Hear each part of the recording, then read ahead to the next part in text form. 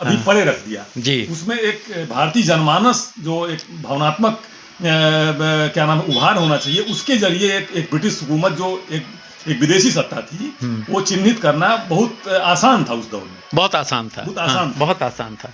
अब आपका दुश्मन चिन्हित नहीं उस तरह से, आपको हाँ। दुश्मन चिन्हित करके बताना है कि ये दुश्मन क्यों है, क्यों है, हाँ यही प्रमुख दुश्मन क्यों है। हाँ। तो ये सब चीजें उस दौर में जो नैतिक पहलू थे बहुत सारे वो गायब हो गए, बहुत सारी चीजें बदल गई। तो जी। सिर्फ गांधी से नहीं, गांधी एक आंदोलन के तौर तरीकों को लेकर गांधी का इस्तेमाल करना जरूरी है कि गांधी ने कैसे भारतीय समाज को समझा था, लेकिन आज आपको वर्ण को भी समझना है।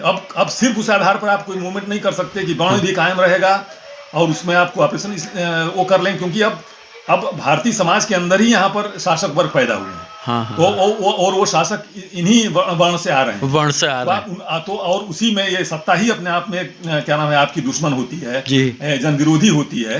वो अपने ही लोग जन विरोधी भूमिका में उतर जाते हैं, अपने ही लोगों का दमन करते हैं। ये आपने बड़ी प्यारी बात कही कि कार्ल मार्क्स का वर्ग संघर्ष और यहाँ जो भारत की जटिलता है वर्ण व्यवस्था की, उसको समझना जरूरी है। उसको समझना बहुत जरूरी है, बहुत जरूरी इसलिए है कि सदियों से वो जो वर्णाश्रमी व्यवस्था है वो कायम है, और वो उन जातियों के अंदर उपजातियां हैं, बहुत सारी चीजें हैं, तो ये जटिलताएं बहुत ही गंभीर हैं जी।